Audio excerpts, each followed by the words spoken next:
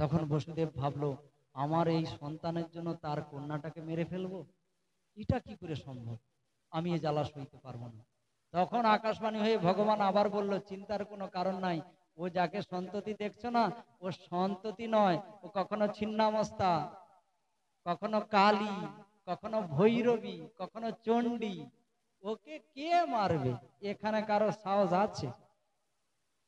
মারবে বলে 100 জন পুত্র উঠে পড়ে লেগেছিল মার ক্ষতি করবে বলে, তারা কি হয়ে ঝুলছে এখন, কি ধরে রাখছে মা?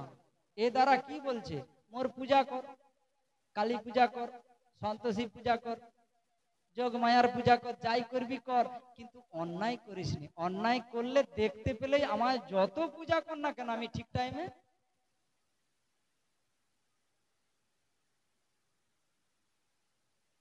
তবুও মনের দুঃখ করে পিতা সেই কন্যাকে নিয়ে পুত্রকে শুইয়ে দিয়ে চলে এলেন। আর এসে যখন বাড়িতে আসছে, অমন সময় তিনি কান্নাকাটি করছে যে কি হবে, এই মেয়েটার কি হবে। আর আমরা আজকাল মেয়ে দেখলে আল্ট্রাসোনায় যদি বুঝতে পেরে গেছে মেয়ে আছে, ডাক্তারবাবু কত লাগবে, ডাক্তার বলে কোনো ব্যাপার নয়, কাক পক্ষীও টের পাবে না, আমার অ্যাকাউন্ট নাম্বার দিচ্ছি, তুমি ওই দিক থেকে ঠেলে দেবে, তোমার মেয়েটাকে আমি এখান থেকে। এই আল্ট্রাসোনার ভিতরে যে মেয়েটা থাকলো সে মারা গেল, ডাক্তারের পকেটে টাকা ঢুকলো, কিন্তু ক্ষতি সমাজের কি হলো বলতো? এখন শুধু ঘুরে বেড়াচ্ছে, মা আছে গো, মা আছে গো, তোমাদের মা দেবে, মা দেবে, কেন? বাবা সংখ্যা বেড়ে গেছে, বাড়বে না কেন? মাকে তো হত্যা করা হয়েছে জননী গর্ভে।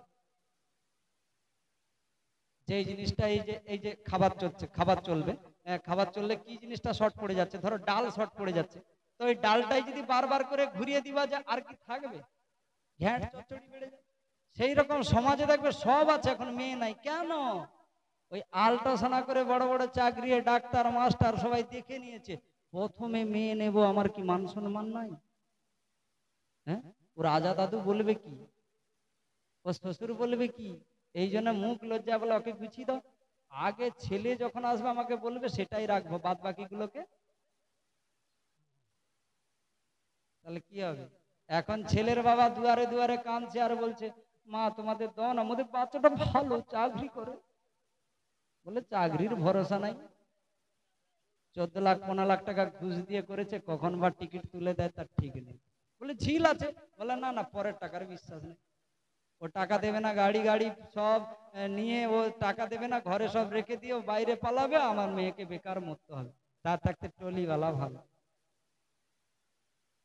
সেগুলো নিতাই গৌর প্রেমান। এই জন্যে সমাজে বলছে মাতৃ হত্যা করবেন না, ভ্রূণ হত্যা, ভ্রূণে যে আসুক না কেন। আপনি ভেবে দেখুন তো, যদি আপনাকে মেরে দিত আপনার পিতা মাতা, তাহলে আপনি কি জগৎ দেখতে পেতেন? না কৃষ্ণ বলতে পারতেন, না ভাগবত বাসরে আসতে পারতেন। কোনদিন এই ভুলটা আমরা করতে চাই না। যখনই এই সব ভুল হবে তখনই দেখবে সমাজে একটা বিরূপ হবে। আজ বি জাতি যারা রয়েছে তাদের সন্তান সন্ততির অভাব নাই, তাদের সমানে সমানে ঠিক চলছে। হিন্দু খুব চালাক, খুব ষড়যন্ত্রবাদী, এরা ভিতরে ভিতরে কন্যাকে হত্যা করেছে, যার জন্য আজ পৃথিবীতে কন্যার সংখ্যা নাই। পৃথিবী ধ্বংস হয়ে যাবে, আর বেশি দিন টিকবে না। একটা কথা ভেবে দেখো, মাকে পুজো করে, ষষ্ঠীর গান করে, ষষ্ঠীও তো মা, শীতলা মা, কালী মা, সব মা, কিন্তু গর্ভে যখন সন্তান এসে যায় সে কি? সেও তো মা। আগে ওই মায়ের পুজো কর। এই জন্য বড় বড় সন্ন্যাসীরা আশ্রমে দেখবেন, এই যে আপনারা দুর্গা পূজায় যান, অষ্টমীতে কত কিছু ফুল নিয়ে, কত মালা নিয়ে মাকে আরতি দেখান, পুষ্পাঞ্জলি দেন, এসব কিছু করেন। তারা কি করে জানো? অল্প বয়সের মেয়েদেরকে পায়ে চন্দন ফুল দিয়ে তারা প্রণাম করে জননী রূপে পূজা করে। কেন জানো?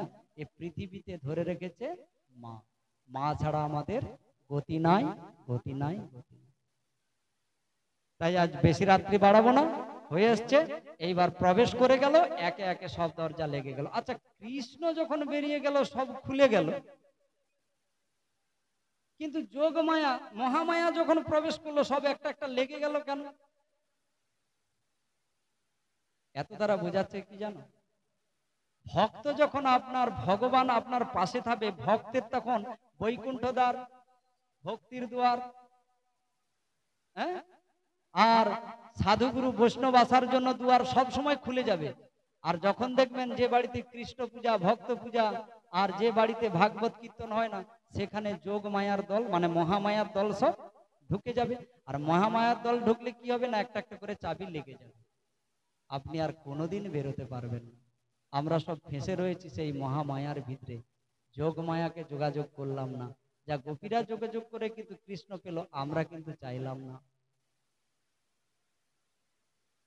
তাই যেই সময় কৃষ্ণ ছিল কোলে, বসুদেব নিয়ে গেল, একটা একটা দরজা খুলে গেল। তার মানে কি, আমাদের হৃদয়ে যদি কৃষ্ণ নাম থাকে, কৃষ্ণ থাকে, তাহলে আমাদের কাছে এই মায়া কাটিয়ে বেরিয়ে যেতে বেশি টাইম লাগবে না। কিন্তু যদি এগুলো সব শেষ পেয়ে যায়, আমরা যদি না তারে স্থান দেই, আমরা যোগ মায়া মহামায়াকে নিয়ে, খালি যোগ মায়া বলছে, মহামায়াকে নিয়ে, মহামায়ার যখন আমরা আশ্রয় করব, তখন আমাদেরকে এ ঘেরে ধরবে, আমাদের বাইরে আর যেতে দেবে না। কেন না, এটা তো দুর্গার সংসার, এই জন্য একে বলেছে দুর্গ। অনেকে বলে থাকে দুর্গ দিনাশিনী। ভব, ভব মানে কে? শিব, তার ঘরণী কে? ভবানী, এই জন্য বলছে ভবের সংসার। শিব দুর্গার সংসারে আমরা এসেছি। এখানে তুমি যদি যোগমায়াকে ডাকো, তুমি বেরিয়ে যাবে। আর মহামায়াকে নিয়ে যদি শান্তিতে থাকো, তাহলে যতদিন পারো এখানে থাকতে পারো, কেউ তোমাকে বাধা দেবে না। এবার বুঝতে পারলেন? কৃষ্ণ ভজন করলে এই সংসারে থেকেই তোমাকে বৈকুণ্ঠের প্রাপ্তির রাস্তা ধরিয়ে দেবে। কিন্তু এই সংসারের ভিতরে ঢুকে কৃষ্ণ নাম ভুলে গেলে, চতুর্দিকে যেমন দরজা লেগে গেল, তেমনি আপনিও চতুর্দিক থেকে ভুলে সংসারে রয়ে যাবেন। শ্রী গুরু নিতাই গৌর প্রেমানন্দ। কালকে তাহলে নন্দ